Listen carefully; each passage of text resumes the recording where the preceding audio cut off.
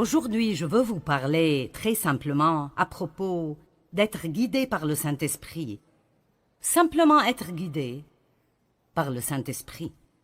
Dans 2 Corinthiens chapitre 3, verset 8, Paul a dit que, en tant que serviteur de Dieu, il devait s'assurer que les gens obtiennent et soient guidés par le Saint-Esprit. Il a dit le ministère au service de l'Esprit.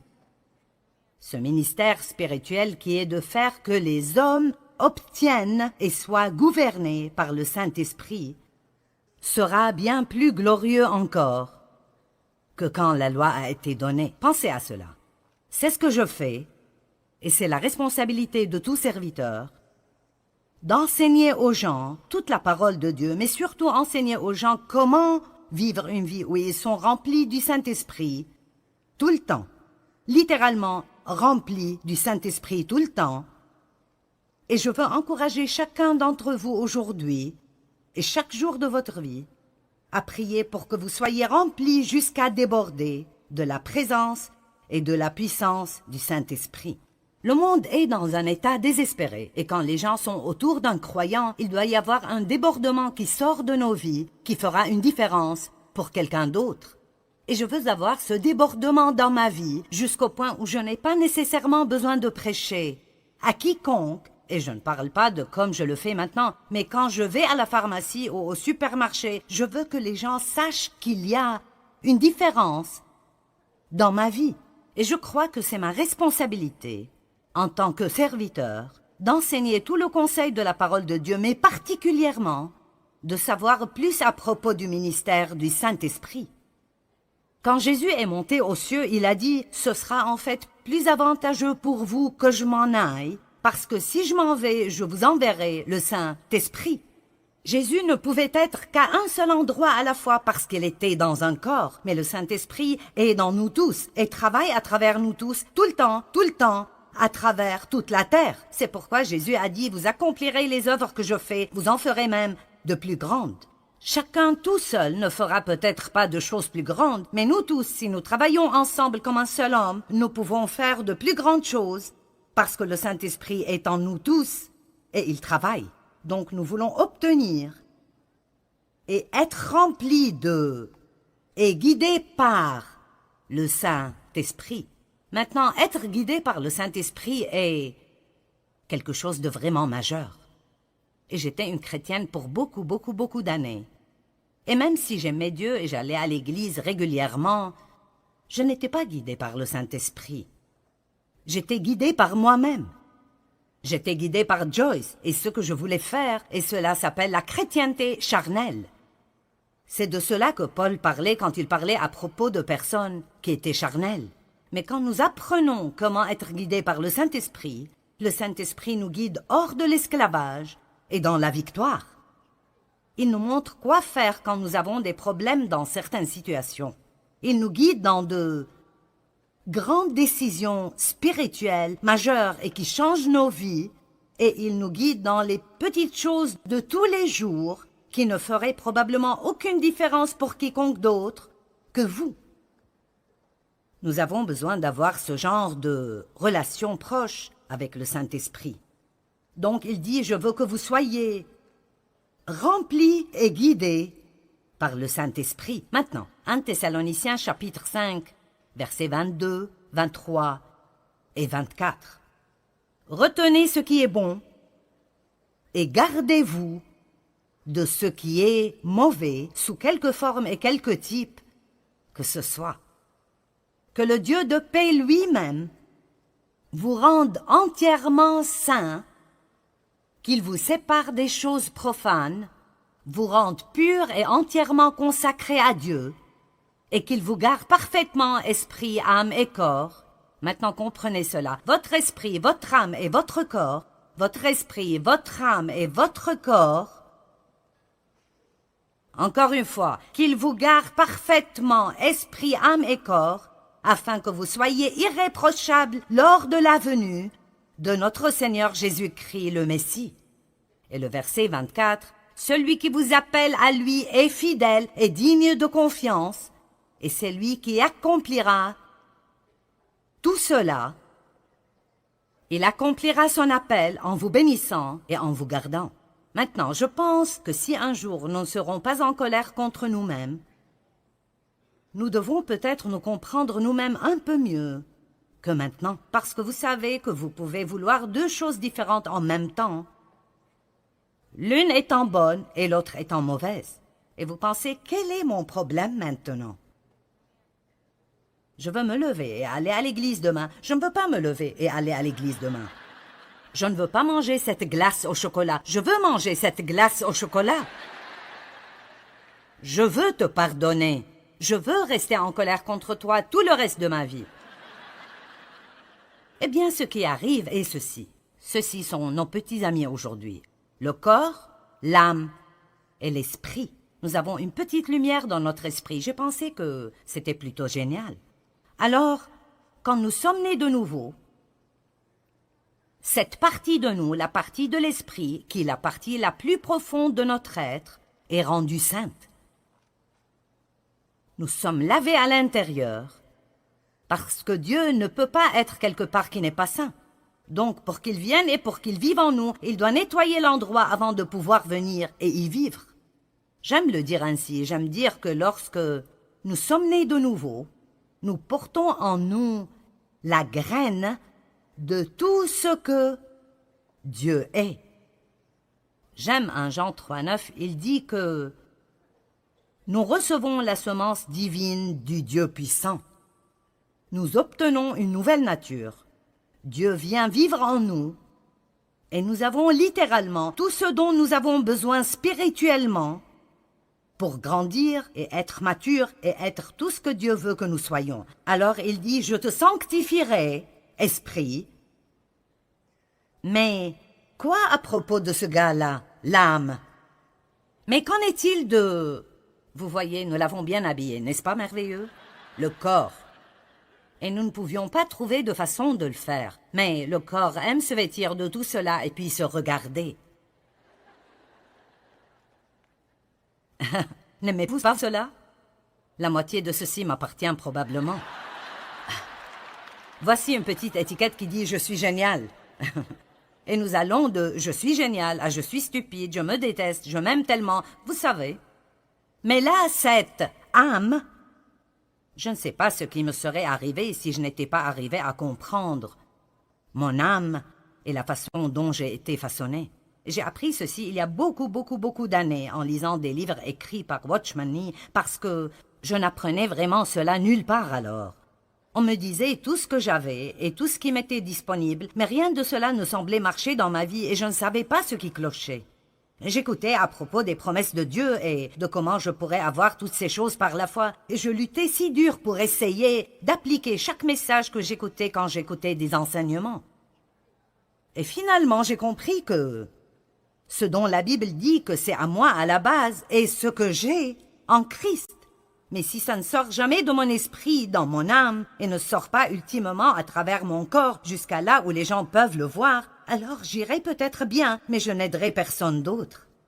Je ne pourrai pas faire quoi que ce soit pour quiconque d'autre. Et alors ça m'aidait vraiment pour me comprendre moi-même, de réaliser que mon âme, et nous en avons tous une, et ma pensée, ma volonté et mes émotions. Votre âme vous dit ce que vous voulez, ce que vous pensez et comment vous vous sentez. Elle ne vous dit rien à propos de Dieu, elle vous dit tout à propos de vous-même. Alors, votre esprit peut vous guider et vous dire de vous lever et d'aller à l'église, ou de donner quelque chose, ou de demander pardon à quelqu'un, ou de donner une faveur à quelqu'un. Et dans cette partie, la partie de la nouvelle nature en vous, vous voulez vraiment le faire. Vous aimez Dieu et vous voulez le faire. Mais après, votre âme dit « Je n'ai pas envie de faire cela. Je ne veux pas. » Et franchement, je ne pense pas que c'est une bonne idée. Il n'était pas très gentil avec toi, pourquoi devrais-tu faire cela? Et alors tout le raisonnement commence à propos de pourquoi vous ne devez pas faire cela, et votre corps veut juste se reposer et faire la sieste, ou manger un beignet, ou quelque chose comme ça. Alors vous devez comprendre, votre corps n'est capable de faire que ce que vous l'entraînez à faire. Il ne peut faire rien d'autre, il est juste plutôt stupide, sauf si vous l'entraînez et le garder sous contrôle tout le temps. Ce n'est pas surprenant que Paul ait dit « Je traite durement mon corps ». Il n'a pas dit « Je nourris sûrement mon corps », il a dit « Je traite durement mon corps ». Ça sonne pareil, mais les mots sont bien différents. Alors, ça nous aide beaucoup de comprendre ceci. Paul a décrit ce même dilemme dans Romains chapitre 7. Et si vous lisez Romains 7 depuis le verset 15 jusqu'à la fin du chapitre, vous penserez, il sait de quoi je parle. Parce que Paul dit, quel est mon problème? Ce que je veux faire, je ne le fais pas. Et ce que je ne veux pas faire, je le fais. Et puis c'est comme s'il avait une conversation avec lui-même. Donc si je ne veux pas le faire, mais je le fais, ce n'est donc plus moi qui agis ainsi, mais ça doit être une autre loi spirituelle à l'œuvre dans mon corps qui me fait agir ainsi. Et puis il continue encore et encore et il dit finalement, qui me délivrera de ce corps de mort? Dieu soit loué, il le fera par Jésus-Christ. Donc, si nous revenons à 1 Thessaloniciens, il a dit, « Je vous sanctifierai, corps, âme et esprit. Je le ferai. J'accomplirai mon appel en vous sanctifiant. » Nous voyons que Jésus est le chef et le consommateur de la foi. La Bible nous enseigne dans Philippiens 1,6 que celui qui a commencé en vous cette bonne œuvre la rendra parfaite pour le jour de Jésus-Christ. Eh bien, si Dieu fera tout cela, et si j'ai été sauvé depuis 25 ans et je me suis toujours un désastre, si j'ai été sauvé depuis 25 ans et je suis toujours un désastre, j'essaierai de ce côté. Si j'ai été sauvé depuis 25 ans,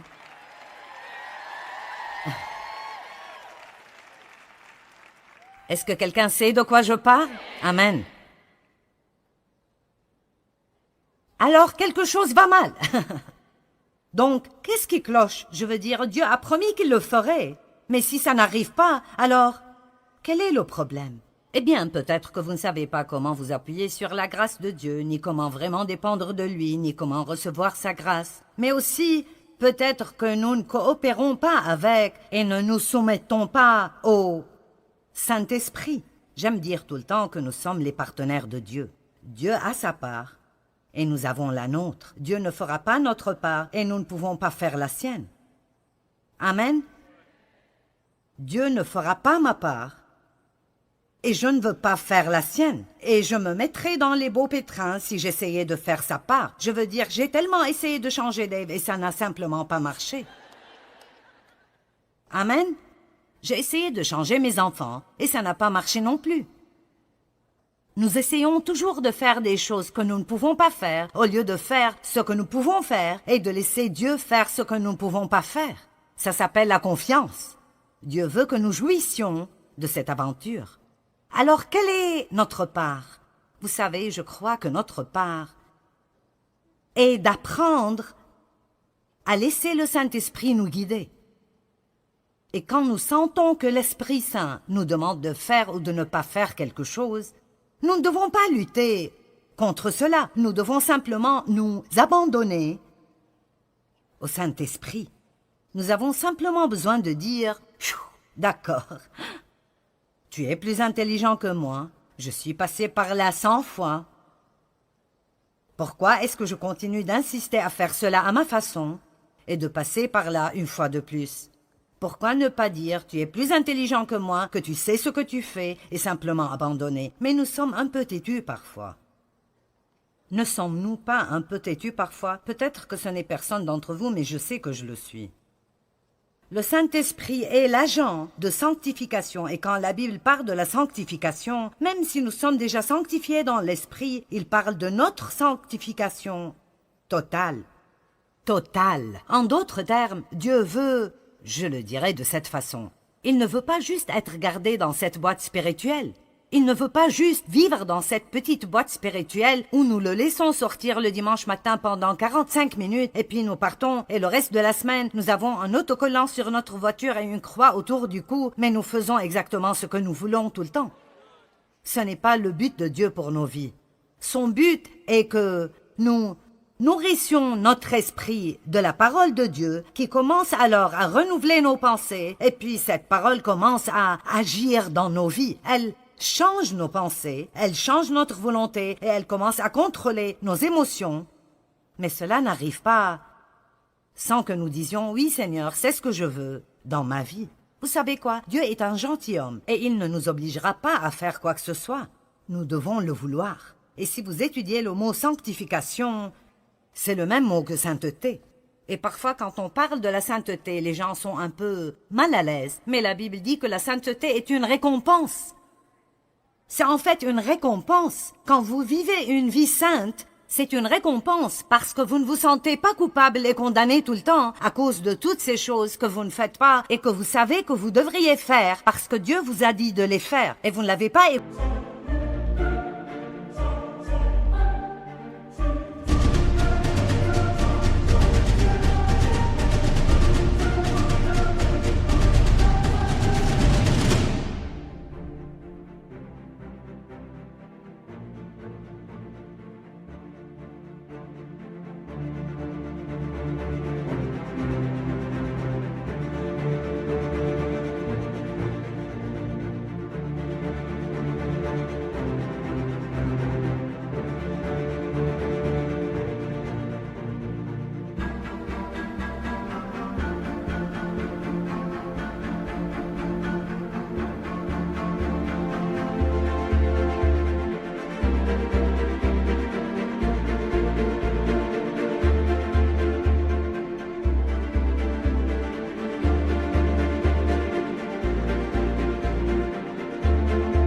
Écoutez, maintenant, vous avez des problèmes. Tout le monde reconnaît cette situation-là? D'accord. Tout le monde, bien sûr. Alors j'aimerais prendre la liberté ici de vous lire un peu de la définition du mot sanctification du dictionnaire grec Vine. Donc ce n'est pas quelque chose que je viens d'inventer. Ça vient des gens qui sont supposés savoir de quoi ils parlent. N'aimez-vous pas mettre le mot expert partout? Eh bien, ceci vient des experts. Donc, la sanctification veut dire réservé pour Dieu. Donc, la première question que je veux vous poser est, est-ce que vous croyez que vous êtes réservé pour Dieu? Vous ne vous appartenez pas, vous avez été acheté, d'après la Bible, acheté par quelque chose de précieux, le sang de Jésus-Christ. Et cette croix qui est en haut, je leur ai demandé de mettre ça là ce week-end, parce que je veux continuer à rappeler les gens du prix que Jésus a payé pour cette liberté que nous avons quand il a été cloué sur cette croix et a souffert et a saigné et est mort et a payé pour nos péchés. Amen. Et alors, je dois avoir un type de réponse à cela, différent de juste passer ma vie à faire ce que je veux faire. J'aime toujours dire que si Dieu n'avait besoin de nous pour rien, dès que nous sommes sauvés, il pourrait nous ravir d'ici et nous irions dans la gloire. Mais il a besoin de nous. Nous sommes les mains et les pieds, les yeux, les bras, la bouche, les oreilles de Jésus. Il appelle le monde à travers nous. Donc, mis à part pour Dieu. Et puis il dit le type de vie, ou comme j'aime l'appeler, le mode de vie, qui est approprié à ceux qui sont mis à part. Donc en d'autres termes, si nous sommes mis à part pour Dieu, alors il y a un mode de vie qui doit aller avec cela. Alors, nous ne pouvons pas juste aller à l'église et continuer à vivre avec un mode de vie profane et impie toute la semaine. Il y a un certain mode de vie que nous vivons. Si nous appartenons à Dieu, nous commençons à penser et à parler différemment. Nous commençons à agir différemment. Nous pardonnons aux gens qui nous ont blessés. Nous ne restons pas en colère contre eux. Nous ne gardons pas tout pour nous-mêmes. Nous apprenons en fait à nous réjouir dans le don. Nous sommes bons envers les gens. Nous voulons faire des choses pour les gens. Ça devient une marque déposée dans nos vies de voir combien de gens nous pouvons en fait rendre heureux. Nous ne sommes pas centrés sur nous-mêmes tout le temps en nous ayant nous-mêmes en tête. En fait, nous croyons que nous appartenons à Dieu et nous nous levons chaque jour pour dire « Dieu, me voici, montre-moi ce que tu veux faire pour moi aujourd'hui, montre-moi ce que tu veux faire à travers moi aujourd'hui, je ne m'appartiens pas, je t'appartiens à toi. » J'aime ce que Jésus a dit « J'ai préparé un corps pour vous. » Et c'est là où nous devons arriver. Nous sommes un corps totalement rempli et inondé de Dieu, comme le dit Paul dans Éphésiens 3, 19, pour que vous soyez remplis jusqu'à toute la plénitude de Dieu. Je vous le dis, quand vous arrivez au point où vous n'essayez pas de faire ce que vous voulez tout le temps, la vie devient si merveilleuse. Elle est absolument merveilleuse. Combien de vous savent ce que les feux d'arrêt sont? Vous arrivez à un feu d'arrêt et si le feu est vert, vous pouvez y aller. Et si le feu est orange, c'est supposé signifier faites attention. Ce ne serait pas très sage d'y aller. Mais la plupart d'entre nous pensent juste que ça veut dire dépêche-toi et passe avant que le feu devienne rouge. Et donc si c'est un feu rouge, ça veut dire stop! Vous savez, je crois que dans notre relation avec le Saint-Esprit, nous avons aussi des feux verts, des feux oranges et des feux rouges. Et nous devons savoir quand c'est orange. Tu devrais faire attention à ce propos. Et quand nous obtenons ce vas-y, et nous entendons Dieu dire « Arrête-toi, ne fais pas ça. Si tu le fais, tu auras des problèmes. » Je veux que les choses marchent bien dans ma vie, pas vous? Donc, nous sommes sanctifiés. Nous sommes supposés vivre une vie qui convient à notre appel. Et après, cette définition est longue et elle dit beaucoup d'autres choses, mais j'aime cette partie. Elle dit « Cette sanctification doit être apprise de Dieu comme il l'enseigne dans sa parole. » Écoutez ceci. Et elle doit être poursuivie par le croyant sincèrement et indéniablement. Donc, en d'autres termes, je ne l'aurai jamais si je ne le veux pas vraiment.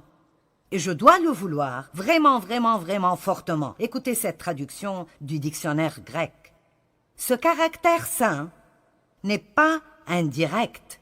Il ne peut pas être transféré ou imputé, mais c'est une possession individuelle bâtie petit à petit comme le résultat de l'obéissance à la parole de Dieu. Savez-vous que vous pouvez attraper des maladies, mais vous ne pouvez pas attraper la...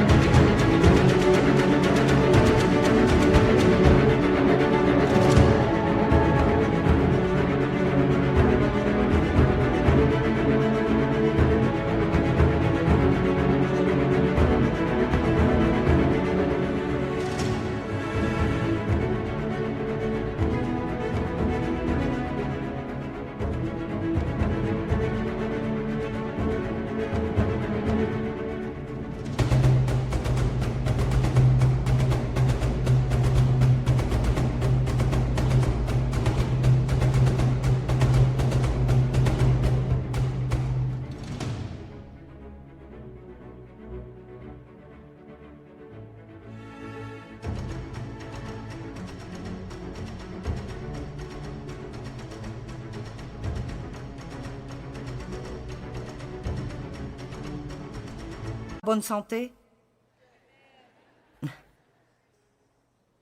Et vous ne devez pas travailler dur, ni moi non plus, pour être impie. Ça vient naturellement, en quelque sorte. Vous ne pouvez pas juste attraper la sainteté. Vous ne pouvez pas juste aller à l'église et vous asseoir là et écouter quelqu'un en train de prêcher et penser que cela vous rendra saint. Mais vous apprenez des choses et puis vous faites des choix d'après ce que vous avez appris. Et puis petit à petit, jour après jour, votre caractère commence à changer. Je pensais à cela et c'est une bonne façon de le dire. Je l'ai dit, mais j'aime ceci. Ce que j'ai dans mon esprit comme don de Dieu, et vous avez tout ce dont vous avez dans votre esprit comme don de Dieu, acheté par le sang de Christ. Mais c'est là qu'il est, il est dans votre esprit, et c'est là qu'il restera, si vous n'apprenez pas à être guidé par le Saint-Esprit et à coopérer avec Dieu. Ce que j'ai dans mon esprit n'est pas mon caractère, c'est ma position en Christ. C'est qui je suis en Christ. Ça n'a rien à voir avec comment j'agis ou comment je me comporte ou comment ma vie affecte d'autres personnes. Quand nous entendons des prédications à propos de ce qui nous appartient en Christ, nous devons réaliser que ça nous appartient en Christ. Mais si nous voulons vraiment que ça affecte nos vies et la vie des gens autour de nous, alors ça doit sortir d'ici et commencer à contrôler mon âme et commencer à contrôler mes actions. Donc j'aime ça aussi. J'ai dit cela, mais je l'aime aussi. Et j'ai écrit très bien au-dessus de celle-là. Maintenant, écoutez cela. Ce que j'ai dans mon esprit est ce que Dieu a fait pour moi. La façon dont je vis est ce que je fais pour Christ. Amen. Ce que j'ai dans mon esprit est ce que Christ a fait pour moi. Mais quand quelqu'un m'énerve et mes émotions se déchaînent, Et je ne veux plus être bon envers lui, et je veux me dire à son sujet, je veux dire à tout le monde ce qu'il a fait, mais je reçois un feu rouge. Vous me suivez? Je ne vous perds pas, j'espère. Et je reçois un feu rouge dans mon esprit. Non, non, non, j'ai entendu la parole.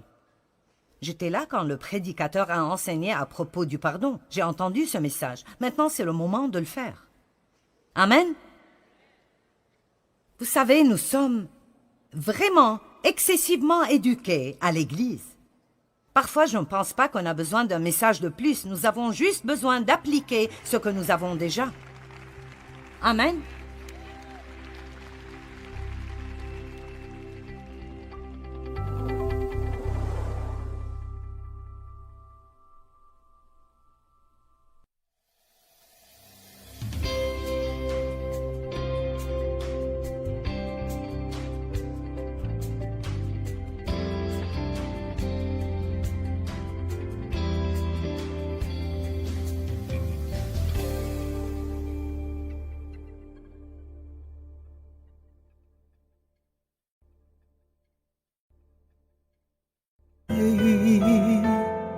Có anh không người hỡi,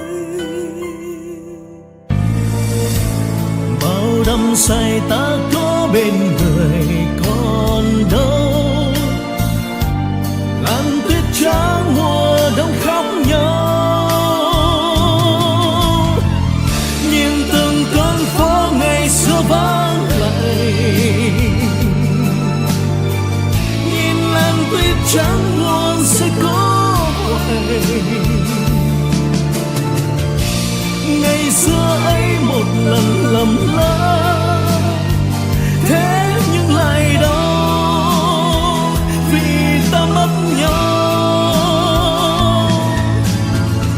Người không thứ tha đời ta ngỡ ngàng, để cho thương nhớ về trong lỡ.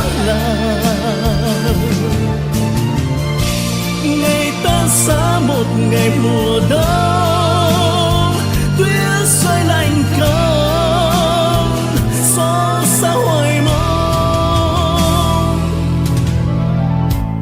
Bóng tuyết rơi một đời tạ tới, đóng băng